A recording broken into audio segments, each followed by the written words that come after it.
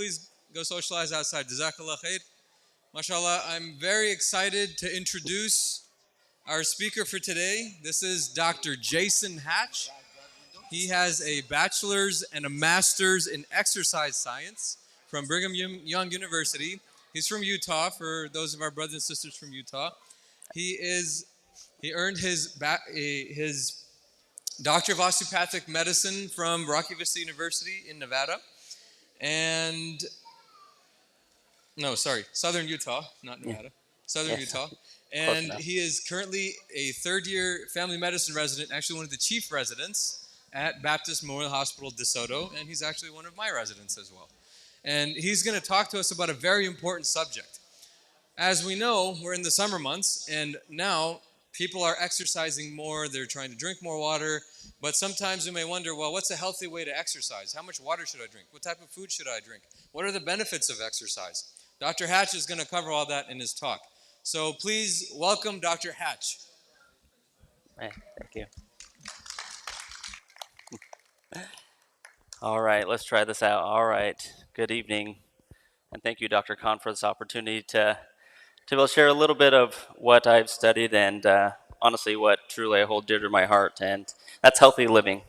And that's why I got into medicine. And if I didn't get into medicine, I was going to teach exercise science and musculoskeletal anatomy at some college. But fortunately, I made it into medicine. Um, and a little bit of what, I'll make sure I'm not too loud. Okay. I wanted to share today is just the basics of some healthy living, especially through physical activity. Okay. I'm sure many have probably heard that exercise is good for you.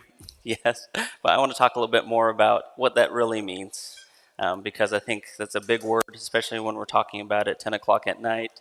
No one wants to think about physical activity or exercise, but truly how it can transform and change your life, um, for now and for the future. And the best part about this is it's for all ages. It doesn't matter if you're little, small, or just a little bit older. It applies to everyone. And as we kind of share a little bit today, again, I'm a family medicine resident down in Baptist DeSoto Hospital in Mississippi. And a little bit what I want to talk about today, here's just a little overview, simply kind of breaking it down um, into its core pieces, and a little bit about me. This is my family. I'm the oldest of 8 kids. I have a very big family. I grew up in Utah, and I have 2 kids of my own and my wife, and that I love very dearly. And they're a big inspiration for me in everything that I do.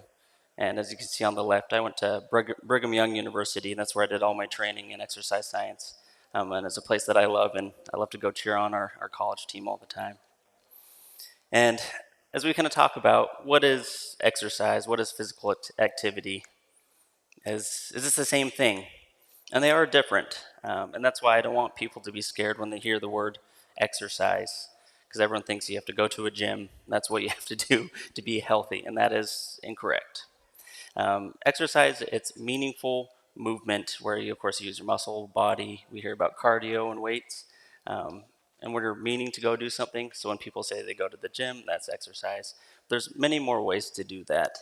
And physical activity is just the general motion of your body. Just like I'm walking around right now as I'm talking, this is physical activity.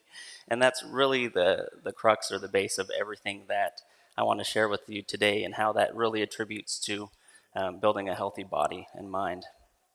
And as we see, before we talk about what we recommend for physical activity, I always like to talk about the benefits first, because this is the whole why we actually do what we do when we share. You should go exercise, you should go be physically active, because there's a lot of benefits out there, and it's for everyone. And of course, I think some of the biggest things that people want and you always hear about is for your heart. Exercise is good for your heart. Well, how? Okay. When you work out or when you're physically active and moving, your heart pumps blood to the rest of your body. But as you do that more and more regularly, it gets stronger and pumps it more efficiently. It helps with your blood pressure. I'm sure there's plenty of us out there that need a little better help with that all the time, right? It decreases risk of disease because it breaks down plaques in our heart. And it also, as it reforms and makes it stronger, it helps it last a lot longer. And along with our heart, there's, of course, general benefits for our body. It decreases risk of chronic disease. If you talk to a lot of other doctors out there, they feel like exercise or physical activity can be a cure for all disease. That might be stretching maybe a little bit, but it really does help our bodies stay in tune and function the way that they are meant to be and the way that they're made. And that allows us to heal properly. And especially being a DO and going to school for that, we truly are trained in the importance of our body, mind, and spirit and how all of that plays together. And I think a really good way is physically being active. It helps our body do that. And also, as we kind of talk about the mind, it's great for our brains as we exercise. For those that like to be physically active, some may say there's always an exercise high or this great feeling. One, you should be happy you accomplished something big, especially when you put your effort to it. But it truly does actually energize and helps the blood to our brain, which helps with decreasing risk of dementia. It helps with memory and decreases memory loss. And all through little, sweet, and simple things that we'll talk about. And of course, we're not going to forget everyone else too. It helps, especially with our young mothers with pregnancy. Being physically active actually helps with a lot of the complications that can happen with chronic illness during pregnancy and so forth. And so, as we talk about all these good things that can happen, we can't, of course, forget our older adults is something that I like to really focus in on because the big things that we focus as we get a little bit older, we always want to be independent. We want to be pain free and to be able to do the things that we enjoy. I love seeing all the little children around. My parents love being grandparents and they want to be grandparents active as long as they can. And I always harp on the way to do that is to be physically active in your life now, while you're little, all the way until you get older. There's no perfect time to start or end. You never really end. It's always starting and continuing to be better. And as we look at some of these things, I can't emphasize enough just strengthening your body to reduce fall risk. That's, I feel like, what I have to go over most of the time when I'm in the hospital. Because falls are never good at whatever age you may be. And so being physically active really helps with that. And this is a picture of something we'll talk about a little bit later, and I'll kind of really emphasize, and that's Tai Chi. But we do have some national recommendations from our big societies in the US, and one comes from the Academy of Sports Medicine, along with the Academy of Heart Association in the US. They recommend 150 to 300 minutes of aerobic activity. Okay, so that's thinking this is activities that help my heart. Talks about your walking and jogging, and I'll break that down for you. And we see those, it seems kind of big, 150 minutes. Okay, you can do that 30 minutes 5 times a day or 5 times a week. That's really not too bad. Most of us can sit and watch TV for this long in one sitting, 1 time a day. And we're just asking this for an entire week. And of course, as we increase that to 300 minutes, we get even more health benefits. And in there, it talks about if we like to be a little bit more physically active and like the big heavy stuff, if you like to run big or do lots of weights, you don't even have to do it for as long to still get those health benefits. And as we kind of talk about being physically active, I know a lot of people like to go to the gym to lift all these big weights. Um, Exercise benefit comes from a lot more than just lifting weights. There's a definitely benefit for your body by doing so, but they only recommend doing that 2 to 3 times a week.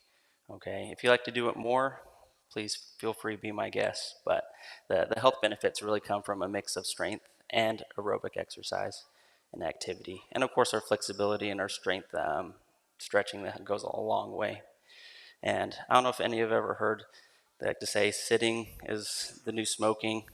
The longer we sit actually leads to greater chronic disease. And so getting up and moving about, all the fancy new gadgets these days, if you have a watch, it screams at me every 20 minutes if I haven't moved.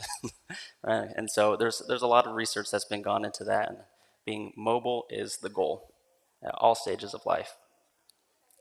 And as we kind of break this down, I don't know if those that remember the food pyramid growing up, apparently they do a plate these days, but they changed it over to physical activity. And as you see, the baseline of this is lifestyle. It's not going to the gym, it's not your running, it is yard work, cleaning your house, walking. Okay, this is the base of healthy living with physical activity. The things that you're probably already doing now and really makes a lifelong impact when we do these things meaningfully. And as of course as we go up, it doesn't mean it's more important at the top. That just means we should do it less. Make sure that's clear. As we see at the top, we see inactivity. And unfortunately, a lot of, especially the American lifestyle, this is flipped on its head. Then activity is the largest part for a lot of people, and it gets smaller as we go up. And so just kind of keep that in mind for kind of the base of all this. And a lot of you might be realizing, well, hey, maybe I am being pretty physically active. I do my yard work. I go pull weeds. I mow my lawn. I get out. I do shopping. I do my chores around the house. And that really does go a long ways. And a question I just like everyone to think about as we kind of go through this, really, how often, do we spend time doing these things? And be honest with yourself, right? I'm not asking people to raise hands or share, but how often am I trying to engage in physical activity? All right, and if it's purposeful, it's exercise. And how many minutes do you do it at a high level? And what I'm trying to get at is you don't have to do it at a high level to get all the health benefits. And so as we kind of break it down, when we talk about this cardiac, or they call aerobic exercise. So this is what some people say, this is working out your heart. And we said that they recommend moderate to vigorous intensity exercise to receive those full benefits. And some of these on here, they're pretty straightforward, right? Brisk walking, okay, water aerobics if you like pool time. I know there's some cyclers out here, especially with Dr. Khan. I know there's a lot of people that like to cycle. Dancing. All right, how many of you are dancing with your kids? I'm sure you're probably chasing them. That still fits in that category. And I like to put the sports jumping rope stuff in the middle. And that's where I find most of my aerobic exercises, playing sports, because that's what I enjoy.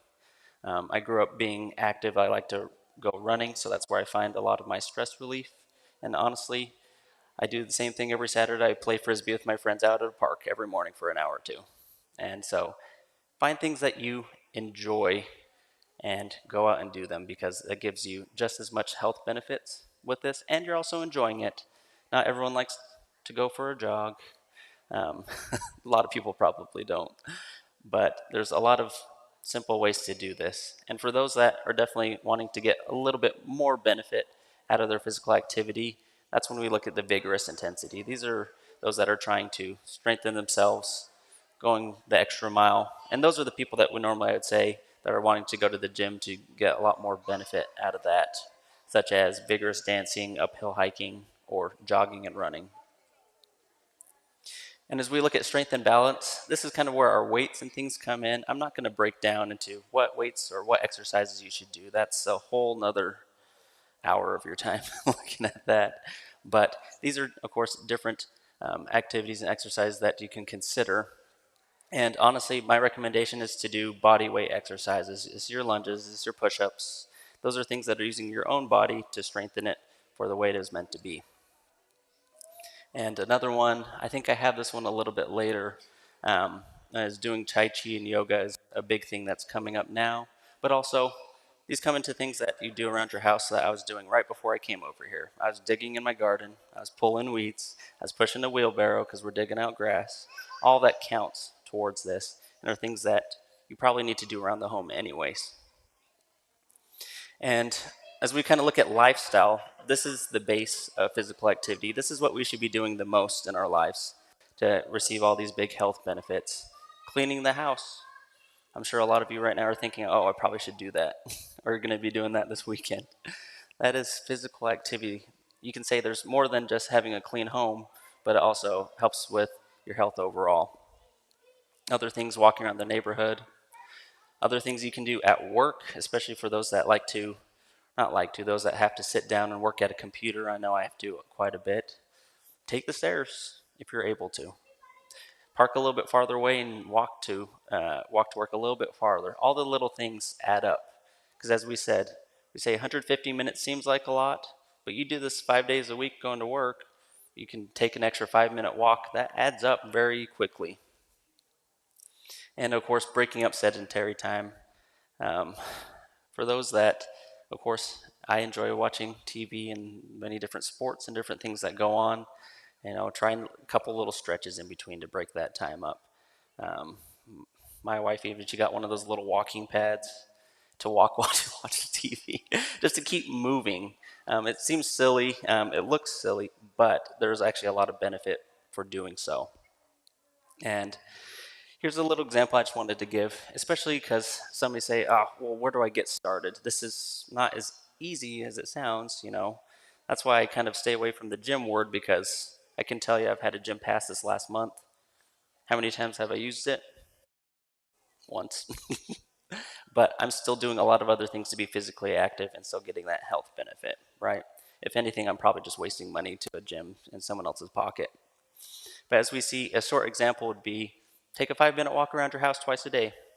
It can be morning, night, whatever time during a break. You can do 10 push-ups, squats, and lunges. That's 2 times weekly, okay? And you can even do a lot of stretching while in the morning when you wake up to get up ready, or park one farther space away while shopping. I can tell you that's the one that my wife hates the most. I park really far away every time we go shopping. And here's just a couple resources that I saw. One, I have no affiliations with any of these at all, but these are things that I found and saw online that a lot of people would recommend, that you can, of course, find, and they are free. You don't have to pay a lot of money to ask someone how to be physically active. Okay, we talked about a lot of ways, and you probably have done a lot of things in your life that keep you physically active. One of the things that I would recommend, YouTube, they have a lot of free things, and I'd recommend that Don Fior Tai Chi is actually excellent. Good free videos, especially for our older adults, as Tai Chi is actually one of the #1 recommended physical activities for those over the age of 60. I have a couple patients that have told me that they've started using Tai Chi and they found a lot more energy in their life, a lot more flexibility. Yeah, it's not going to build your muscles to look like an Iron Man per se, but she feels like she's able to go out and do so much more. And I actually just saw her after a year just this last week, and she absolutely loves it. She does it every day. And so, that's one that I highly recommend. And you do whatever fits one with your lifestyle and also what you enjoy. Okay, that's really the big part of it is physical activity doesn't really matter unless you're also enjoying it. Okay. And if you say, oh, I don't like any physical activity, hopefully you'll find something that, okay, maybe I'm a little wrong on that after all these examples. And in the end, with all of this, as I was kind of saying, the best thing you can do is something that you'll be consistent in. The same things with nutrition and all of it. There's a lot of good recommendations, a lot of high things that you want to do, but the most important part of it all is deciding on something that will keep you consistent. And as you do that, all these things a little bit easier, okay? And you work it kind of almost habitually into your life. And so you don't even realize everything you're doing. And honestly, that fits really well with a lot of lifestyles at different stages. I've had to change a lot through med school. I've had to change a lot through residency. Um, and that's the nice part about this is finding these little ways I can always adapt to be able to make sure this is full and also reward your accomplishments. Yeah, these aren't easy things, especially initially to start. And it's something that shouldn't be small. These are big things that we have in our life. And, oh, sorry, wrong way. And just to remind you, I always bring it back to this. Really just kind of comes down to looking at yourself. How much am I really doing? Okay. And I know this was a very simple breakdown of the benefits of physical activity. Oh, sorry, that's going to be on this side. But these simple outline can really help you kind of find a guide for your life and how you can best, one, find ways to be more physically active in your life. Don't be sedentary. Get up and move, okay, in any way that you can and that works with you. And of course, I will give a caveat with this, with different health issues and of course injuries that arise and things like that. This changes, okay, and that's okay. And there's always something that can fit for you. That's the best part about this. This is not one cookie cutter shape.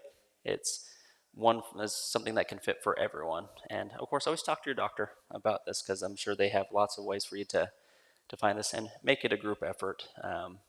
I know Dr. Khan has a group of friends that he goes cycles with. That's like one of the best things that you can have. In med school, I had my exercise buddy. I miss him dearly because we would get each other up, and that made it a lot easier and made it definitely more enjoyable. But he's of course in Hawaii, so just a little ways away from here. And I just wanted to open up if anyone has any questions. Go ahead. Yeah, thank you for being here, first of all. Yeah. So I'm wondering about supplements and caffeine. How much do you recommend any supplements, and how much caffeine is okay? Okay, so that's actually a really good question. That's a very big, broad area, especially in the nutrition side of everything now. And you will find probably about 100 different things of people telling you exactly what to do. And has all that really been studied? No, not at all. And so the only recommends that I would, or the supplements that I would recommend for those, honestly, is a good multivitamin. Okay, multivitamin for those that are trying to be a little bit more competitive. Of course, when we're talking about in physically active in sports or other things, we can of course go down a whole another rabbit hole for that one. I'm going to keep that one pretty simple. But there really is no specific supplement for recommended for everyone to take unless you're deficient because you're not getting it in your diet, and depend on what you're trying to strive for. So, as like my recommendation for people is honestly just good multivitamin. And I've tried a lot of different supplements out there on the market. None of them have ever really made it that big of a difference in my life in the long run. And with the caffeine intake, the recommendation is very iffy with that one, and it's still changing. Okay, because some say 60 milligrams okay, and this take it. If you're using it to supplement your exercise or physical activity for something that you're pushing and stretching for, there's no recommendation on it. But normally, I would like to say try and keep it around 100 milligrams of caffeine. I personally choose not to use it. One, it had no benefit for me when I felt like using it because it's supposed to give you more energy to be able to prolong your physical activity or exercise. It never did that for me. A lot of people get jitters and other things like that. And if you're also having coffee, you're also having energy drinks or other soft drinks throughout the day, that adds up to a lot of caffeine over the day. And generally, I try not to recommend more than, per se, 100 to 120 milligrams of caffeine daily. Um, personally, you might hear some others. There's not clear guidelines on that. I have a lot of buddies that do a lot of weightlifting, and they use 300, and I think that's way over the limit for that. And of course, dependent on what other illnesses or chronic conditions you have, that changes it. So I keep it to around 100 at most if you're using it specifically for exercise. Yeah. So you made a small point earlier about plaque buildup in the heart and how it breaks down when you Mhm. exercise. Where does it? What happens to it after it breaks down? Yeah. Oh, I'm sorry. And so when we exercise, the way that we build and break up plaque in our bodies from cholesterol, you might have heard, and I like to say simply we have good and bad cholesterol. HDL is the fancy term for our good cholesterol, LDL is for our bad. And so actually as we exercise, it's been found it actually increases your HDL. So actually aerobic activity, so the walking, the jogging, the moving, actually can increase that number, especially for our males out here. Our numbers are generally lower. That's why we're at increased risk for heart disease compared to the ladies. And so exercise will actually help build up that HDL, which takes out the good cholesterol or the bad cholesterol. So the good cholesterol takes out the bad cholesterol that decreases the plaque. But also in doing so, as we exercise, we actually help decrease the amount of fatty acids that are in our blood system and actually just decreases our LDL overall as well. That just really gets built up. Mhm.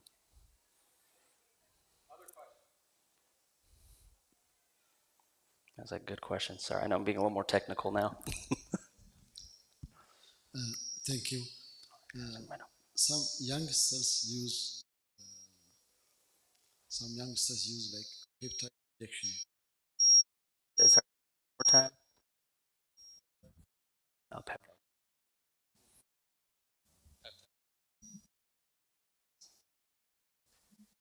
The brothers, some people they use peptide other injection. Also, what are your thoughts on So that's a very good question. The first question is there health benefits? There's up and coming research. I don't know all of the stuff because I know there's definitely a ton more. I've gotten those questions in the clinic. There have been benefits found to peptide use and muscle growth and things like that. But what it really comes down to is where are you getting your peptides?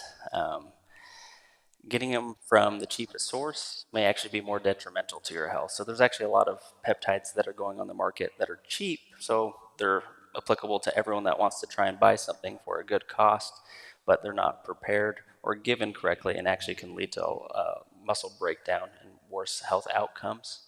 And so, is peptides, are they good? They have been found to show help with muscle growth, and especially for those that are trying to heal from injury. We see it a lot in orthopedics. Um, but it all depends on where you get it from. And there's a lot of locally sourced places that can get medical grade peptides, but are they easy on your pocket?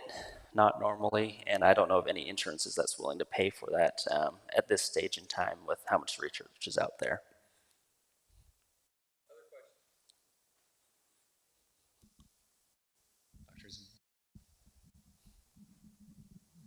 So thank you for coming and speaking to us. Yeah. Very useful information. So two questions. One, you are a father. You're a father, and I am a grandfather. And with our young children with the smartphone in their hand, what have you found, if anything, that will encourage them to be physically active? Unlike, beyond sports, those who are not into sports, how do we get them to move, work, do physical activity? There seems to be strong aversion, particularly in the age of social media. And the future generation is going to come from them. And America is one of the unhealthiest nation on earth. We saw it in COVID time, right? Mm-hmm. Twice as many people died in America than in Bangladesh, where I come from, where there is scarcity of resources. So, what have you found, if anything, to encourage young people to be active?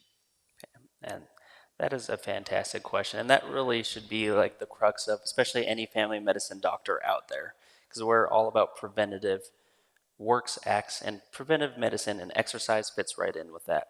And so some of the things that I've found, it starts with the parents. Okay. And that's why as you go to doctor's visits to your pediatrician, and hopefully they kind of emphasize and talk about these things, it's actually only recommended for our young kids. It's probably going to change with how much technology is used in schools now, granted, but it's actually only recommended for 1 hour of technology use for our kids up through like the age like 13. And that's wild when we think about that today, because we can think about kids. One, they can watch a show, and that's already an hour. And so those are the recommendations. What I've found that helps a lot is one is informing parents, educating them on the importance of these things, especially because we're seeing an increase in probably the worst childhood obesity epidemic that we've seen in the US up to this point in time, is educate the parents on the importance of it. And two is giving great, easy examples for them to be active. Sports, yeah, that's a pretty easy, straightforward one. I am a big proponent of sports because one, I grew up and I enjoy those, but not every kid loves doing that. And it's getting outside and finding things that kids enjoy. I can't find many things that kids don't enjoy when looking for bugs out in the yard. Honestly, my kids loved going around, walking around the garden with me this morning while I was pulling out weeds and just looking at all the different things, playing with the different leaves. Just being outside, both me and my wife, kept us out from the indoors. We're out being active. And honestly, it's just taking that chance from just getting outside the home or at least removing the technology or TVs from the main areas is one thing I've found. Because we see TVs, screens everywhere. I mean, granted, there's 3 screens just right in here now, and it's removing those from where our children are, and so they can really focus on developing other skills or playing with toys isn't a bad thing. Okay, building blocks, we don't see that as much as always the thing that's on the screen. And so that's what I found that helps is just getting one outside the house or just fully removing some of these things from right in front of them, because it's hard to avoid it if it's sitting right in front of you. Um, Even for me in mid school, I had to throw away my phone just because it's too hard to just not look at that. And it seems to work with a lot of kids in that aspect.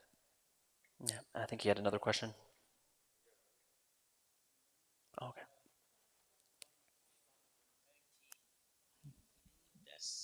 innovative way for the senior citizens?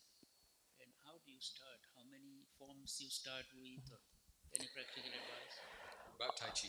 About Tai Chi, and of course this has been of course a newer thing and like a highly recommended form of physical activity, especially for our older adults because it is easy on the joints. It helps with stretching, movement, and kind of that decreasing being sedentary.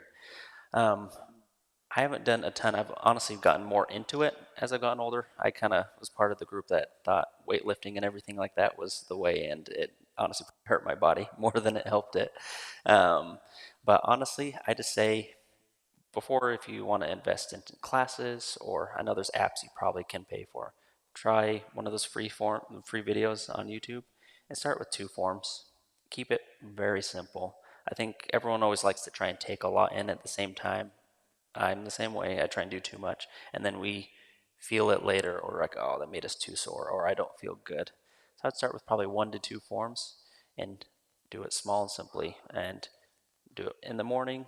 If you're up to it and you're being very proactive about it, you can do it in the evening, but start small and work your way up. And as you kind of do so, you'll find that, like, okay, I want to do more. Oh, I can feel like you get the hang of this. I'd probably start with 1 or 2 forms, though. Any other questions? One final question was, can you talk a little bit about creatine Okay. and the benefits or the risks of it? Yeah, so there's been a lot of pros and cons with creatine. It's a good question. And a lot of people wonder about that. You have very much some people on the side for there's health benefits they say can actually help with brain thinking development. One, creatine is used for your muscles. And so creatine is a substance, you actually use creatine, we have it in our bodies naturally to actually help break down for energy and also for muscle growth and things like that. Um, and so we have it naturally in our bodies, but it's been studied to supplement it when we're trying for greater muscle growth and strength. Honestly, we see a lot, of course, in our bodybuilders and our big weightlifters, but there have been a lot of research that have gone out to say there's benefits for, I think I've seen for your heart, for your brain, and things like that. Is it well studied enough for me to recommend, oh, it's good for all these things? No, not one bit. I think creatine can be used as a supplement if your goal is to build muscle mass, whether that's for work, whether it's more of your hobby, if you're more into like the bodybuilding type of things. But it can lead up to buildup in your kidney, especially if you're not drinking enough water and lead to kidney damage. I don't think there's enough evidence to really show it really helps with the brain and the heart as much as some people are saying. And so, my recommendation on creatine is probably use it more as a minimum, and mainly if your main focus is for muscle growth, and use it not sparingly, but on low doses if you really do that. But I've used it a little bit in the past. If you're not working with it every day, it really doesn't give you any benefit there. Okay. Thank you so much, Dr. Hatch, again for joining us. Of course. We greatly appreciate the advice you've given. There are several different opportunities here at MIC. We have our cycling group. Sheikh Fazaga does stretches and running. There's the sisters' yoga and exercise room over there where the sisters do things. There's the walking trail back here, and here you can do a whole mile around the whole campus. Just that front north parking lot is a quarter-mile if you just walk that. There's a lot of different opportunities here. There's a garden that you can work into to get the baseline activity Dr. Hatch was talking about. And then Tai Chi is good. They do a lot of Tai Chi at Midtown Masjid. Oh, nice. But one other thing you can remember is if we pray our prayer with khushu' and we pray it deliberately, that is exactly the same thing, right? We have those movements. We have the stretching. We have khushu'. We're getting itminan in our hearts. Itminan in our hearts. And we have that built in our deen already. So let's take advantage of that too. So Jazakallah khair. Thank you so much for joining us, Dr. Of course, Hatch. thank We're you. glad to have you. We'll send them out with some takbir. Takbir, Allah Akbar. Takbir, Allah Akbar. Takbir, Allah Akbar. Thank you so much. Thank you. وآخر دعوانا أن الحمد لله رب العالمين. السلام عليكم ورحمة الله وبركاته.